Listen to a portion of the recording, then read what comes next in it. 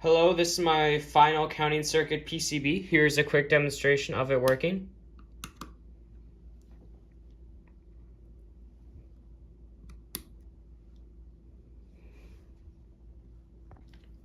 This is my working breadboarded prototype.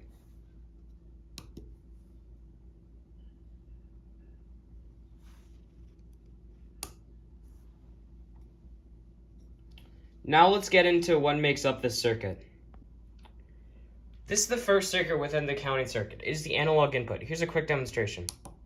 How this circuit works is because this line is all connected to power, both of the inputs into this NAND gate will be high, and since both the inputs are high, it will give a low, turning this LED on because this side is connected to power and this side will be grounded. Though when the button is pressed, the voltage will be pulled to ground, meaning both the inputs will be low, turning this output to high, and since both of the leads of the LED will be going to high, the LED will turn off.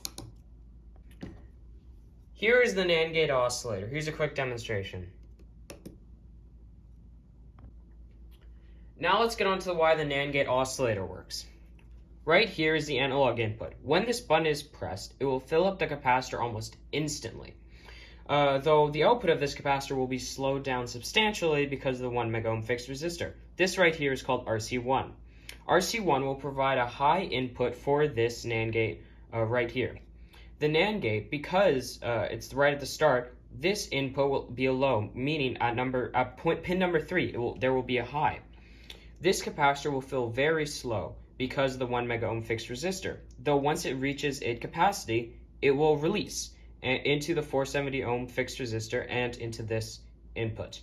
Because there will be two highs at this input, this will be a low, and then once this runs out, it will go back to being high, and it's going to fill up output, and this is a low, and then it just continues, and these two NAND gates continue this output, and then it gets to the LED, and that causes the oscillation. This is the next circuit within the counting circuit. It is the decade counter. Here's a quick demonstration. This circuit utilizes the 4017 chip with the input from the NAND gate oscillator, which is a clock signal. The 4017 chip receives the clock signal and divides it into various sequential pulses. The 4017 chip has 10 output pins, Q0 to Q9, each representing a count value from 0 to 9. The output pins advanced one by one with each clock pulse creating a cycle counting pattern. This sequential output from the 4017 chip serves as an input into the 4510 chip, which we'll talk about next. This is the next part of the circuit. It is a BCD converter which uses the 4510 chip, as stated before. Here's a quick demonstration.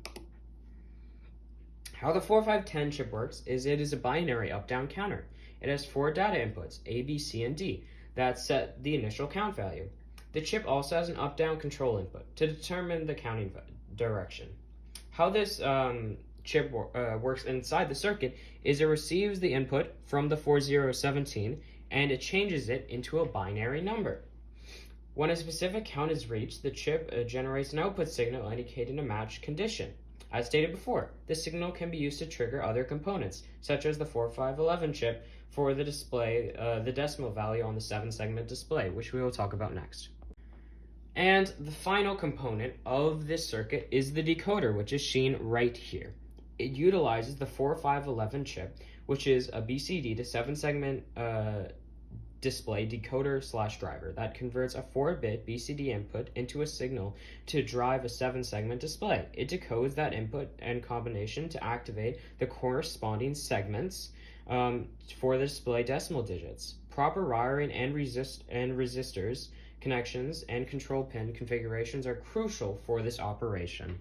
Here's a quick reminder of how the circuit looks running. Thank you for watching. When all the components work properly together, this is how it should work.